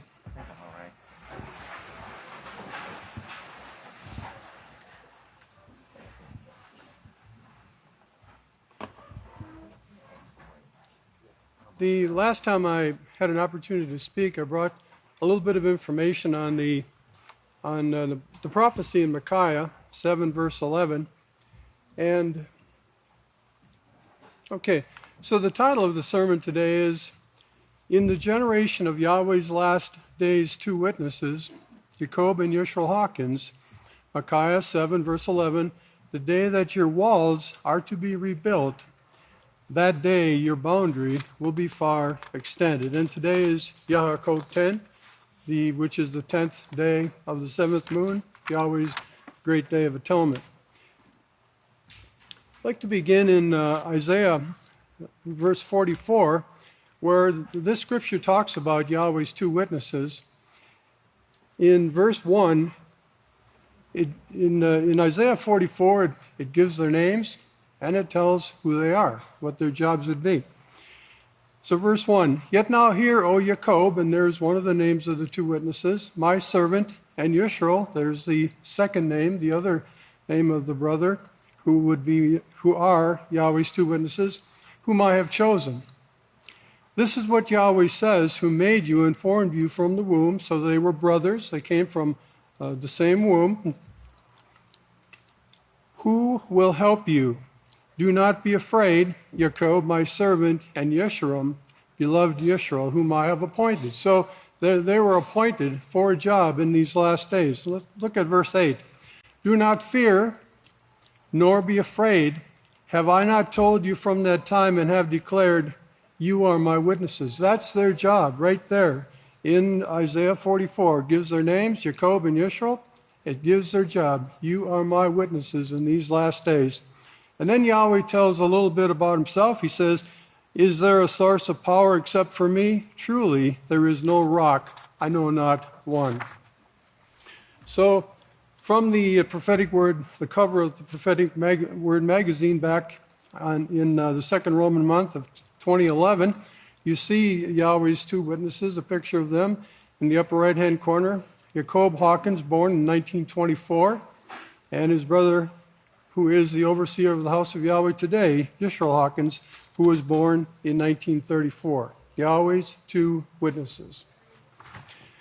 Going back to Isaiah 44, let's look at verses 25, 26, and 28.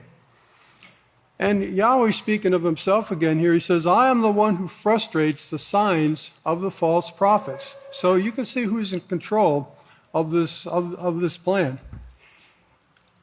"And Yahweh also makes fools of diviners, who turns wise men backwards and makes their knowledge nonsense."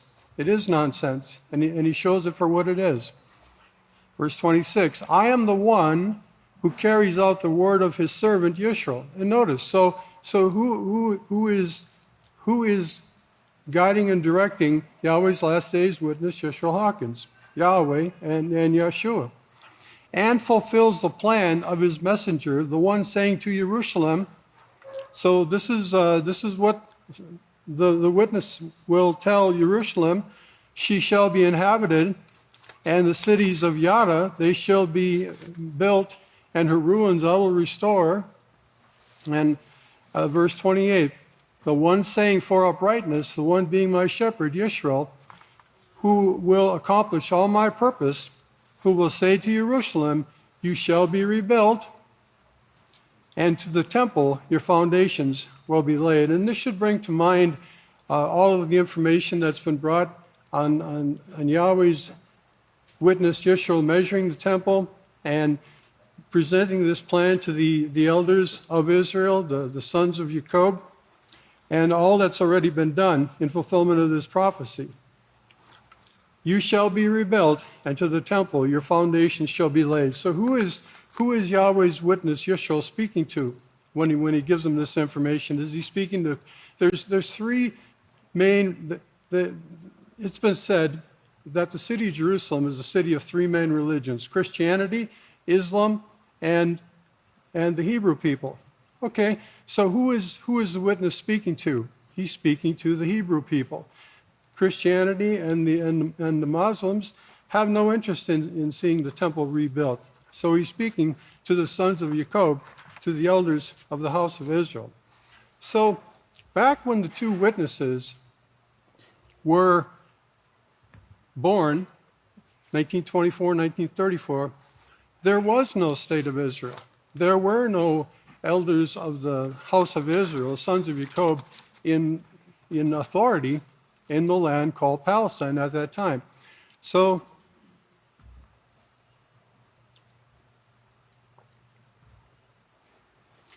let's talk a little bit about the creation of the state of Israel in the land promised to Abraham, Isaac, and Jacob. In Micaiah 3, verse 1, "Then I said, Hear now, O heads of Jacob, you rulers of the house of Israel." And so those in charge in Israel now are these heads of Jacob, the rulers of the house of Israel. Just as the same ones that 1 Samuel 8, verse 4 said, "Then all the elders of Israel gathered together and approached Samuel, saying to him, Appoint for us a king to judge us, just like the other nations." So those are the ones in authority in the land of Israel today. So the prophecy in Micaiah, he said in verse 7:11, "The day that your walls," and this can mean borders, like as in the borders of the state of Israel, "the day that your walls will be rebuilt, that day your boundary will be far extended." So this is a time period that's being spoken of here. It's not a 24-hour period, it's a time period. You know, it's a time period that began at the same time that the two witnesses were born, just after World War I. "That day they will come against you, that day they will come against you from Assyria and from the fortified cities of Egypt, and from Egypt to the river Euphrates, from sea to sea, and from mountain to mountain." And we're going to see from some of the history that that's exactly what occurred, that the Arab countries came against tried to stop the formation of the state of Israel. It started with the mandate for Palestine. So during World War I, British Foreign Secretary Arthur Balfour sent the Balfour Doctrine to Baron Rothschild, who was a leader of the British Jewish community, and stated that Britain intended for the creation of a Jewish national home within the Palestinian Mandate. And so who are these people that are spoken of here, the Jewish community in Britain and spread throughout the world? They were those spoken of in Micaiah 3, verse 1. "Then I said, Hear now, O heads of Jacob, you rulers of the house of Israel."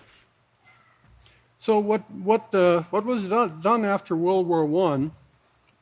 The British took over quite a bit of the land in the Middle East. The French took over some also. Now this map was made in 1922, and it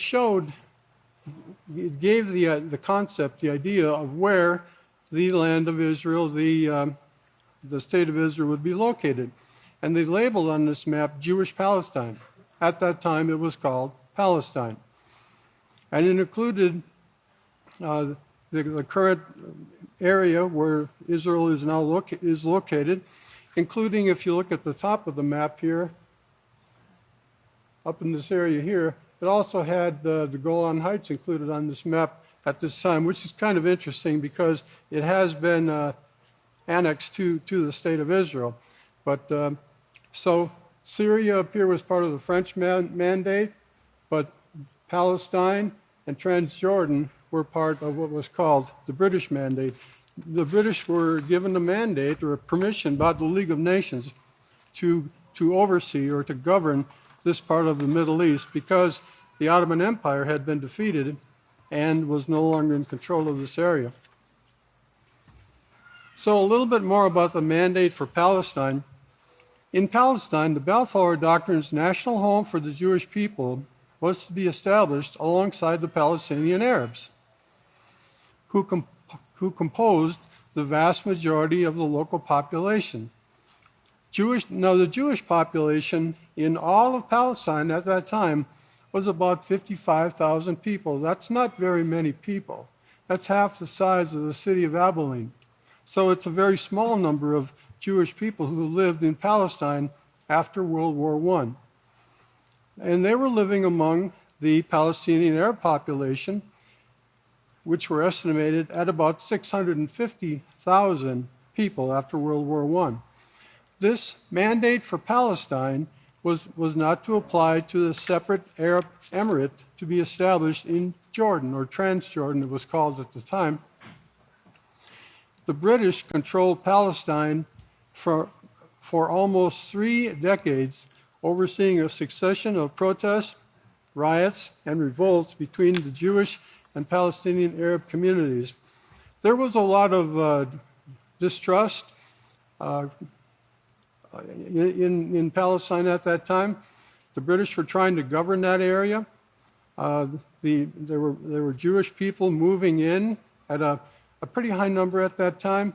They called it Aliyah, immigrating or migrating to Israel. And of course, those who lived there, the Arabs, they were concerned. They were concerned that they were losing control and losing land to the Jewish people coming in. And so the British tried to control all that. They tried to control the number of Jewish settlers that were coming in. And so there was trouble. The Arabs were against the Jewish people, and vice versa, and both of them were against the British. So the establishment of the State of Israel on 29 of the 11th Roman month of 1947. So this is 3 decades or 30 years after the Balfour Doctrine. The General Assembly of the United Nations. Now, the United Nations, one of the quartet members, was relatively new at that time too, having been formed just after World War II, which ended in 1945. So the General Assembly of the United Nations adopted Resolution 181, recommending the adoption and implementation of the Plan of Partition with Economic Union. So a plan of partition means they're going to divide up the land of Palestine between the Jewish people and the Arabs living there. Jewish Agency, which was a recognized representative of the Jewish community, they accepted the plan, this UN resolution. However, the Arab League and the Arab Higher Committee of Palestine rejected it and indicated they would reject any other plan of partition or any other plan to divide up Palestine. So the mandate for Palestine continued. So on 29 of the 11th Roman month, 1947, the United Nations Partition Plan for Palestine was passed, envisioning the creation of a separate Jewish and Arab states operating economic union. So when we see today the plan for a separate Palestinian state of Palestine, this was proposed back in 1947 initially, but it was accepted by the Jewish Agency, but it was rejected by the Arab community. And also, so separate Jewish and Arab states were proposed operating under economic union, with the city of Jerusalem being transferred into UN trusteeship. So, and here again, the idea of the city of Jerusalem being an international city, that was part of this original plan for the area, an international city of Jerusalem. So after this plan was proposed here, 2 weeks later, Colonel Secretary Arthur Creech Jones, he was British, announced that the British mandate would terminate on 15 of the 5th month, 1948. So on that day, on the last day of the mandate, when Britain was getting ready to pull out, the creation of the State of Israel was proclaimed. And notice, in 1948, Arab-Israeli War began. So the Hebrew people and the Arabs fought a 1-year war after the State of Israel was announced. So the day after the Israel announced the creation of the state of Israel, it says the following day, the armies of 4 Arab countries, Egypt, Syria, Jordan, called Transjordan at that time, and Iraq, entered what had been British Mandatory Palestine, launching the 1948 Arab-Israeli War. Contingents from Yemen, Morocco, Saudi Arabia, and Sudan also joined the war. The apparent purpose of the invasion was to prevent the establishment of the Jewish state at inception, and some Arab leaders talked about driving the Jews into the sea. The Arab League stated that the invasion was to restore law and order and to prevent further bloodshed. So back to Micaiah chapter 7, verses 11 and 12, this is a map from Micaiah's time. And so Micaiah said here, he said, the day that your walls, and he's speaking of this establishment of the state of Israel that we're talking about here, in the day that your walls are to be rebuilt, that day your boundary will be far extended, and we'll cover that a little bit here too. And Pastor has talked about the boundaries being extended even farther at the time when the temple is rebuilt. So verse 12, that day they will come against you from Assyria, which is modern-day Syria, that area, and from the fortified cities of Egypt, from Egypt to the river Euphrates. Iraq was part of those nations that came against Israel, from sea to sea and from mountain to mountain, and Jordan was the other primary nation. So, establishment of the state of Israel. After a year of fighting, a ceasefire was declared, and temporary borders known as the Green Line. Now, the Green Line is the border, the border for the state of Israel after the armistice was declared in 1949. Temporary borders, well, those temporary borders became permanent borders until the 1967 war. So temporary borders known as the Green Line were established. Notice Jordan annexed what became known as the West Bank. So Jordan, their army, took over the Arab lands called the West Bank today, including most of the city of Jerusalem. Including, it says, East Jerusalem, and Egypt took control of the Gaza Strip because it was bordered on the Sinai, next to Egyptian land. The UN estimated, so as a result of this war, where many of the Palestinians were encouraged by their own leaders to leave the area until the war was over with, but after the war, they never came back. Why? Because the Arab armies were not victorious. The Israeli army prevailed for the most part. So the UN estimated that more than 700,000 Palestinians were expelled or fled from advancing Israeli forces during the conflict. What would become known in Arabic as Nakba, catastrophe, that's what they called it at the time, because it was a total catastrophe. Some 156,000 remained and became Arab citizens of Israel. So here on this map, you see the title, 1949 to 1967, Armistice Lines. In other words, after the fighting stopped, after a year of bitter fighting between the Arabs and the Israelis, or the Hebrew people, they established this armistice line, and so the territory in green was the land of Israel. And so the green line was the border around this green area of the land of Israel. That was the green line. So you see here the West Bank, the territory retained by those who became known as the Palestinians because they lived in Palestine, Arab people, Samaria and Judea. This area was occupied by, not occupied, but protected, I guess you could say, by the Jordanian army. And right here in the middle, this is Jerusalem, and so most of the city of Jerusalem was under the control of Jordan at that time. So the green line is the border around this green land called the State of Israel, declared in 1948. And these were the borders after a year of fighting in 1949. And then things changed about 19 years later, 18, 19 years later. And the reason I think this history is interesting to me is because this history led up to what we know as the 7-year covenant.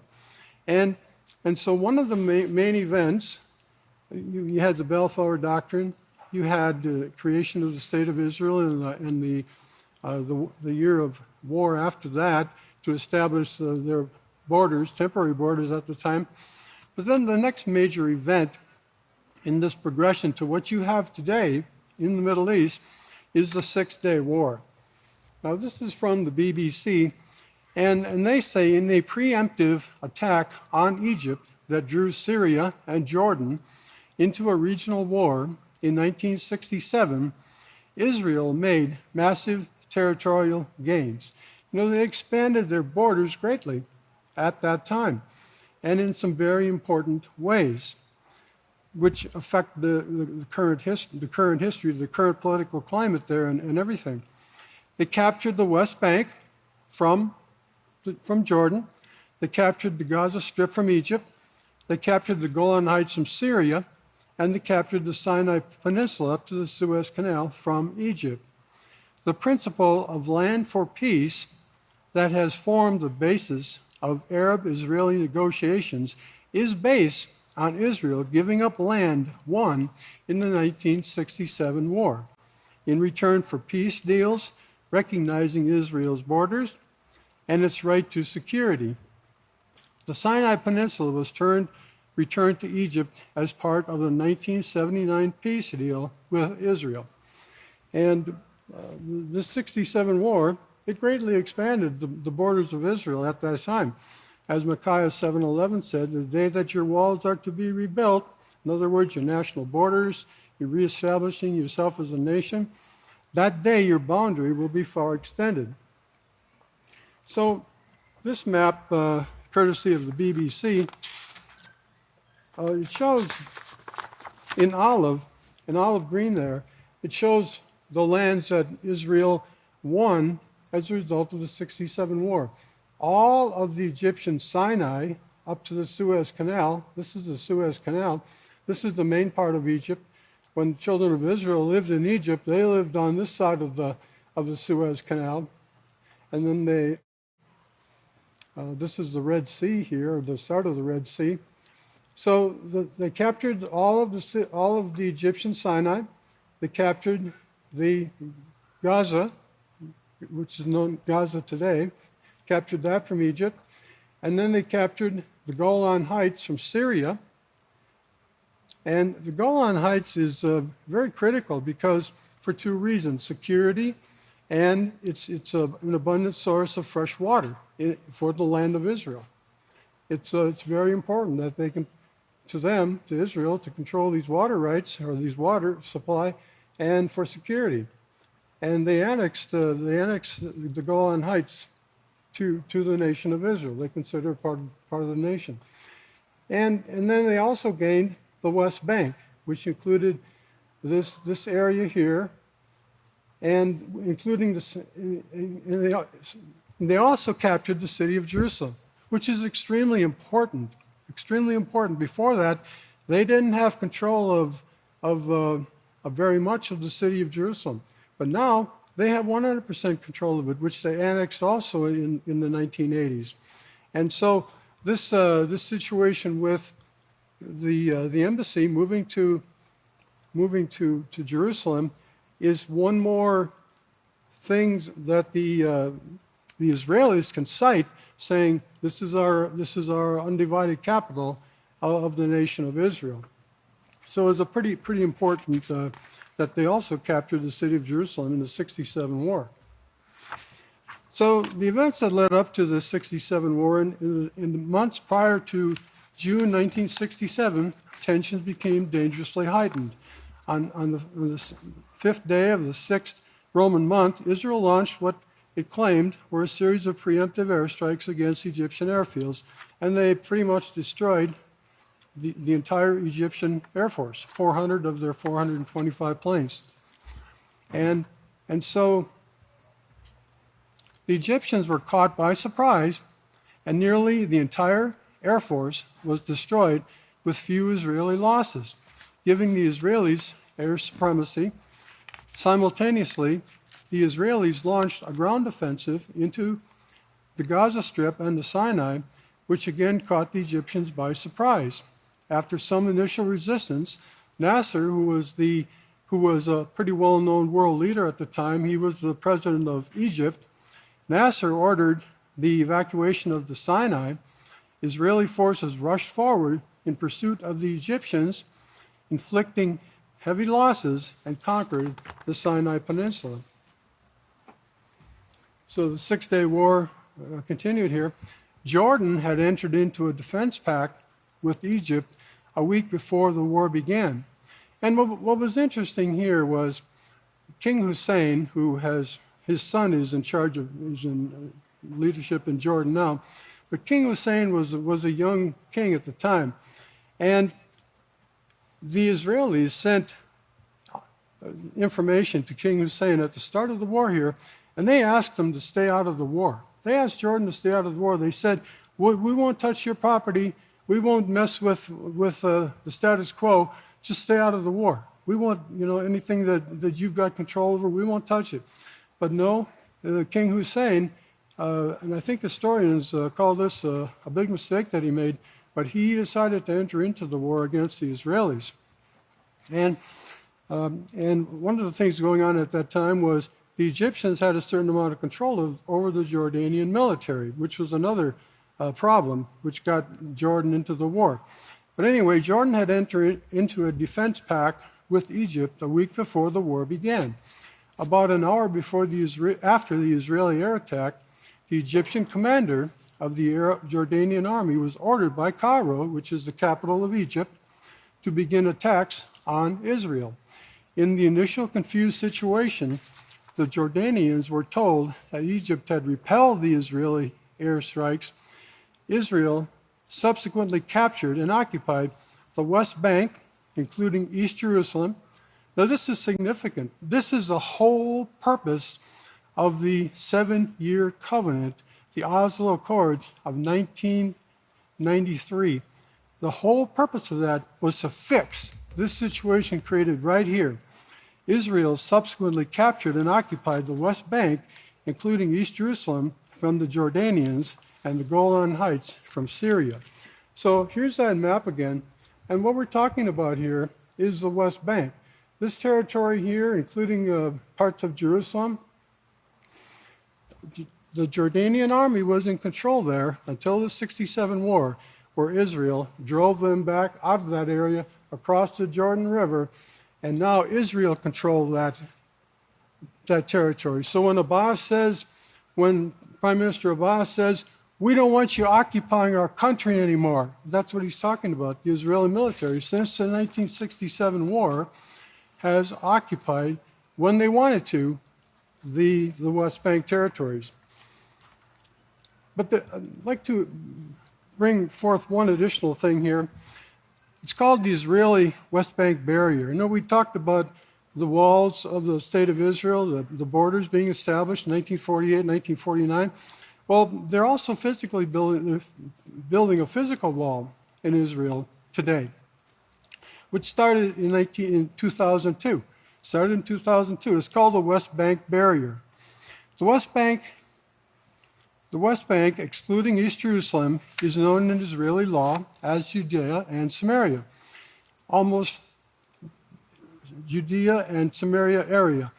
Now notice this, almost 400,000 Israeli settlers residing now in the West Bank area are considered part of Israel's population. So in this area here, the West Bank, the Palestinian land, you also have 400,000 Israeli citizens living there. And they're not living in tents. They're living in nice homes, communities, government buildings, everything. Are they going to be driven out when the peace treaty is re-signed? I doubt it. I have my doubts about that. They have Knesset representation. A large part of Israel's civil and criminal laws apply to them, and their output is considered part of Israeli economy. The land itself is not considered part of Israel under Israeli law, although in the recent election promises, Netanyahu, he wanted to annex 1/3 of the West Bank territory, including the city of Hebron. That's what he promised if he was elected. As Israel has conscientiously refrained from annexing the territory without ever relinquishing its legal claim to the land or defining a border with the area. So here again is the land of Israel, and here is the West Bank territories, and the green line is the border around the green area there. So from their occupation in 1967 until 1993, the Palestinians living in these occupied territories are under Israeli military administration. Since the Israeli PLO letters of recognition, most of the Palestinian population and cities have been under the international jurisdiction of the Palestinian Authority, and only partial Israeli military control, although Israel has on several occasions redeployed its troops. After the Oslo Accords, during that first 3.5 years, they pulled back their troops. They took most of their troops out of the occupied West Bank. They did a lot of things to pull back. But then we know that what occurred. Netanyahu shut it down after 3.5 years, and including any progress in Jerusalem to give the Arabs control of East Jerusalem. That was all shut down.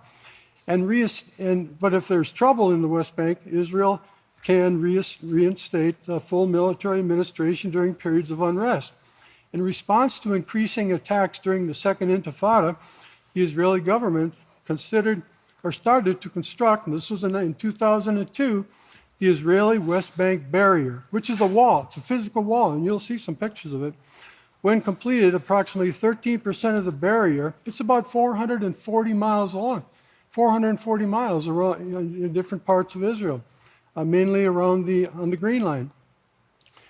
About approximately 13% of the barrier will be constructed on the Green Line or in Israel, with 87% inside the West Bank. So most of it's on Palestinian land, which is another hindrance to their situation there.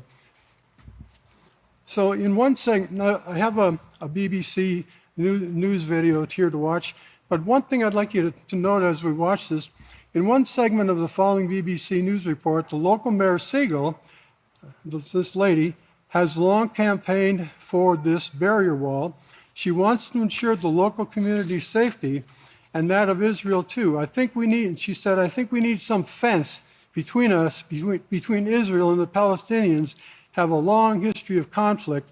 And this conflict, she says, is about trust. And when you don't have trust, you can't live together. So if you could please play the video. It's an eyesore that's become part of the landscape, and security checks that have become part of everyday life for thousands of Palestinians. I need this wall to protect the Israeli houses here from snipers shooting from the other side. Danny Tirsett was in charge of planning the separation barrier back in 2002, during a particularly violent time. The people in Israel, they asked the government, separate us from them. We cannot live with such level of terror. Do something, build something. And the government understood that they have to take the first decision to let the army design and build a security fence. Danny walked the more than 700 kilometres of the route to work out where to build it. 14 years on, he thinks it was, and still is, important. The barrier's route is contentious. 85% is in West Bank territory. The International Court of Justice said it's illegal and should be pulled down. But in the wake of recent attacks on Israelis, the government's stepping up efforts to reinforce the barrier. Thousands of Palestinians work legally in Israel, but the separation barrier has made things more difficult for those without permits. Some resort to finding illegal ways of getting across. The holes in the fence are testament to that. But an hour south of Jerusalem, authorities say this is also a route used by attackers. They're putting up a wall with razor wire to put a stop to that. Local Mayor Sigal has long been campaigning for this. She wants to ensure the local community's safety and that of Israel too. I think we need some fence between us because Israel and the Palestinians have a long history of conflict. This conflict is about trust. And when you don't have trust, you can't live together. On the other side of the razor wire, the town of Al-Burj sees a different reality. The head of the local council, Sihan, says people's lives here are restricted. Israeli soldiers watch us on the other side. They then stop us driving closer to farmland by the barrier. I am 80 years old. I've lived in this village since I was born on these lands. When the wall was built, things went from better to worse. Now, we are so handcuffed it feels like we are living in a prison. Palestinians dismiss the idea the barrier is about security. For them, it's an excuse to take more land. The wall signifies the policies of control and domination of an occupying power against the people under occupation. And I think they never had any sort of respect of consideration over the feelings or the rights of the people living here. The Israelis call it a security fence. The Palestinians an apartheid wall or land grab. Its architects say it works, it saves lives. But there's a huge amount of resentment amongst Palestinians who feel innocent people are being punished for the actions of a few and that it creates more problems than solves. Katie Watson, BBC News, along the West Bank barrier. The last slide I'd like to share with you today is Daniel 9:27 here. And so these historic events, some of which we covered here today, they led up to a situation here where this 7-year covenant was signed. And only the House of Yahweh, only Yahweh's last day's witness recognized that this was the 7-year covenant, this settlement for this Israeli Palestinian situation with the West Bank and with that land. And so, all of this history that we see here led up to what Pastor in what he wrote about in the 70s, and he knew what it was when it was signed in 1993, the Oslo Accords. And he will confirm a covenant with many for 1 week, seven years, and in the midst of the week he will cause the sacrifice and oblation to cease. We saw that with Netanyahu shutting it down. Instead, he will cause the prevalence of the Lord of heaven, even until the destruction that is determined will be poured upon the desolator. So, Yahweh bless you and keep you. If you'd all please stand, I'll turn it over to the next speaker.